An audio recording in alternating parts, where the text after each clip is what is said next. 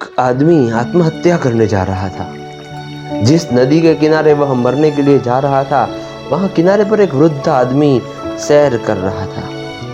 वह नदी में कूदने ही वाला था कि उस वृद्ध व्यक्ति ने उसे रोक लिया और कहा कि तुम यह क्या कर रहे हो। उस व्यक्ति ने कहा, अब मुझे मत रोको, बहुत हो गया, जिंदगी में कुछ भी नहीं, सब बेकार है, जो चाहा नहीं मिला, जो नहीं चाहा वही मिला, परमात्मा मेरे खिलाफ है तो मैं भी क्यों स्वीकार करूं यह जीवन। उस वृद्ध व्यक्ति ने कहा, ऐसा करो, एक दिन के लिए रुक जाओ, कल मर जाना, इतनी जल्दी क्या। तुम कहते हो तुम्हारे पास कुछ भी नहीं, तो फिर एक दिन में क्या फर्क पड़ेगा। उसने कहा, कुछ भी नहीं, कुछ होता तो मरने क्यों आता। तब उस बुजुर्ग व्यक्ति ने कहा, तुम मेरे साथ आओ, मेरा मित्र एक बहुत बड़ा डॉक्टर है, मैं एक बार तुम्हें उससे मिलाना चाहता हूँ। एक बार उससे मिलने के बाद तुम्हारा जीवन बदल जाएगा। आज की जगह कल मर जाना, इससे तुम्हारा कुछ नहीं बिगड़ेगा। वैसे भी तुमने कहा कि तुम्हारे पास कुछ भी नहीं है। वह आदमी उस बुजुर्ग की बात को टाल न सका, वह उसके साथ उस डॉक्टर से मिलने चला पड़ा। उस वृद्ध आदमी ने अपने डॉक्टर मित्र के कान में कुछ कहा। तब डॉक्टर ने कहा, 1,00,000 रुपए दूंगा। उस आदमी ने इतना ही सुना। वृद्ध ने क्या कहा कान में वह नहीं सुना।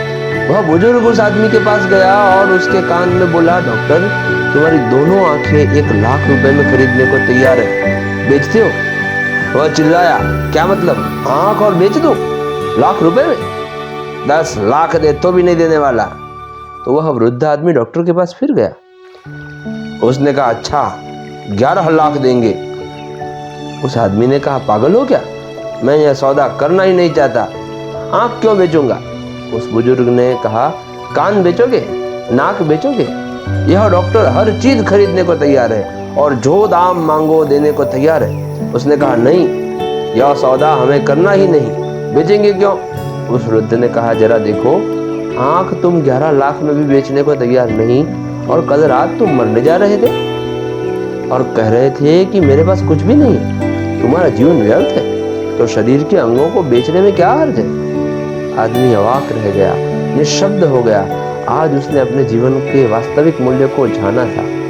जो मिला है वह हमें दिखाई नहीं पड़ता। जरा इन आंखों का तो ख्याल करें, यह कैसा चमत्कार है। आंख चमड़ी से बनी है, चमड़ी का ही अंग है, लेकिन आंख देख पाती है, कैसी पारदर्शी है। असंभव संभव हुआ है। ये कान सुन पाते संगीत को, पक्षियों के कलरव को, हवाओं के मरमर को, सागर के शोर को। ये कान सिर्फ चमड़ी और हड्डी से बने हैं। यह चमत्कार तो देखें, हम हैं, यह इतना बड़ा चमत्कार है। इससे बड़ा और कोई चमत्कार क्या हम सोच सकते हैं। इस हड्डी मांस मज्जा की देह में चैतन्य का दिया जल रहा है। जरा इस चैतन्य के दिए का मूल्य तो आंखें। जितना हम चाहेंगे उतना ही हमारे जीवन में दुख होगा। जितना हम देखेंगे कि बिना चाहे कितना मिला है, अपूर्व हमारे ऊपर बरस रहा है अकारण। हमने कमाया क्या है, क्या थी कमाई हमारी जिसके कारण हमें जीवन मिला। इसके लिए हमने क्या किया है।